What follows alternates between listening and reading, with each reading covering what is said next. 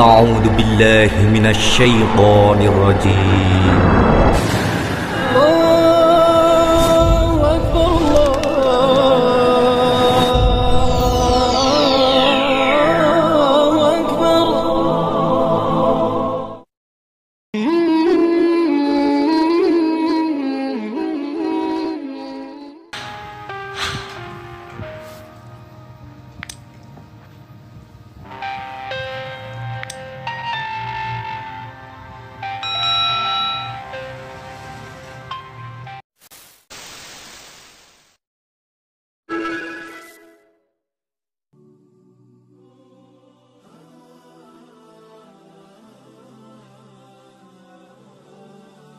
Assalamualaikum warahmatullahi wabarakatuh. Sahabat beriman, dahulu kala di daerah Hijaz, khususnya Mekah dan Yastrib, para penduduk aslinya tidak mengenal dalam tradisi ilmu pengetahuannya apa yang namanya nabi. Bagi mereka ini istilah aneh dan mengada-ada sehingga tidak bisa diterima. Sebab mereka hanya tahu bahwa penghubung dengan yang goib hanya melalui al-kahin, paranormal, dan al-syair, penyair mistis. Kemudian dilahirkanlah di antara mereka sosok manusia sempurna yang diberi nama Muhammad atau Ahmad dalam literatur kitab suci terdahulu. Ia lahir dari kedua orang tua yang bernasab mulia, yakni dari keluarga ningrat yang sangat berpengaruh. Akan tetapi, ia ditinggal wafat ayahandanya sejak masih di dalam kandungan, sehingga ia lahir dalam keadaan yatim. Begitulah, sebelum ia menyelesaikan usia balitanya, ibu kandungnya pun meninggal. Maka genaplah ia menjadi anak yatim piatu. Dengan kondisi yang serba memprihatinkan, ia berjuang mandiri, bekerja keras, ulet dan jujur. Mulai dari usaha ternak kambing, dagang kecil-kecilan bersama sang paman, hingga dipercayai sebagai pemimpin ekspedisi dagang ke negeri Syam, Syria oleh perusahaan ternama Siti Khadijah. Lalu ia pun menikah dan sukses dalam berwirausaha. Kemudian di usianya yang ke-40 ia dipilih oleh Allah Subhanahu wa Ta'ala sebagai nabi dan rasulnya. Semua tenaga, pikiran dan harta benda dipertaruhkannya untuk perjuangan dan penyebaran risalahnya di mana-mana dan terhadap siapa saja. Ia berujar, "Aku adalah seorang nabi, aku tidak bohong, aku keturunan Abdul Muthalib." Masyarakatnya pun menolaknya, mengintimidasi, memfitnah, bahkan sering menzalimi fisiknya. Hingga puncaknya, semua harta benda miliknya pun habis, namun ia tetap sabar, tabah dan tidak patah semangat. Ia pun harus hijrah dari Mekah, kota kelahirannya, menuju Yastrib. Di Yastrib dengan susah payah ia berjuang membangun masyarakat Madani. Ia pun sukses hingga nama Yastrib diganti menjadi Madinah, yang artinya kota berperadaban maju.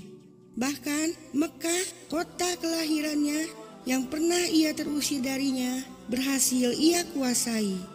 Maka syiar dakwahnya makin melejit, mendapat banyak simpati hingga banyak orang berbondong-bondong mendatanginya, mengikuti risalahnya dan berbaiat janji setia kepadanya. Lalu muncullah orang dari pinggiran daerah antara Mekah dan Madinah yang disebut Yamamah. Ia bernama Musailamah bin Ubaib dari Bani Hanifah. Ia melakukan pendekatan kemana-mana bahwa ia adalah sang nabi juga. Ia berharap ketika usia Nabi Muhammad SAW makin senja lalu meninggal, maka ia menjadi penggantinya. Sehingga ia dan pengikutnya menyebarkan pundi-pundi kekayaannya yang disertai tagar-tagar dan slogan-slogan ganti nabi. Ini adalah cara hardu yang jadi strateginya. Adapun cara soft demi untuk mendapatkan simpati dari pengikut-pengikut Nabi Muhammad SAW. Ya, siapa tahu ada yang mau ikut. Ia pun mengirim surat yang pada intinya ia menyatakan, "Aku dan kamu adalah sama, yaitu sama-sama Nabi, jadi bolehlah kita berbagi lahan kekuasaan." Sesampainya surat tersebut di tangan Nabi Muhammad SAW, maka dijawablah surat tersebut. Salam sejahtera atas orang yang mengikuti petunjuk Allah Subhanahu wa Ta'ala. Sesungguhnya bumi ini milik Allah, diwariskannya kepada siapa saja yang Dia kehendaki di antara hamba-hambanya, dan akibat yang baik sesudahnya adalah bagi orang-orang yang bertakwa kepadanya. Di sini secara cerdik, elegan dan penuh percaya diri, Nabi Muhammad SAW ingin menantang Musailamah bahwa keselamatan dan kesejahteraan hanya bagi orang yang benar-benar mengikuti hidayah Allah Subhanahu wa Ta'ala. Ayo, siapa yang paling benar-benar mengikuti? Ingatlah, bumi yang luas ini miliknya, dan Dialah yang paling maha kuasa dan maha berkehendak untuk menentukan siapa yang diperkenankan menguasai bumi ini. Ingat, hanya orang yang paling bertakwa kepadanya lah yang akan mendapat hasil kebaikan sesudahnya. Maka firman Allah Subhanahu wa Ta'ala dalam Al-Quran surah Al-Isra ayat 81 berbunyi, "Kebenaran telah datang dan yang batil telah lenyap. Sungguh yang batil itu pasti lenyap."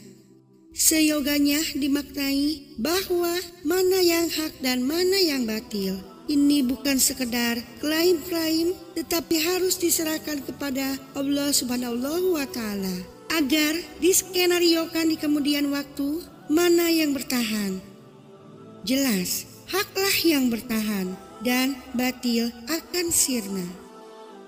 Maka orang nomor 2 setelah Nabi, Khalifah Abu Bakar radhiyallahu an, yang terkenal paling sepuh, halus dan lembut, tiba-tiba memutuskan untuk mengirim panglima perangnya Khalid bin Walid beserta pasukannya agar menghancurkan Musailamah dan pengikut-pengikutnya. Sehingga akhirnya sang pembuat tagar ganti nabi itu beserta pengikutnya berhasil dihancurkan di medan pertempuran Yamamah. Sedangkan Musailamah sendiri mati terbunuh di tangan sahabat Wasi bin Haq.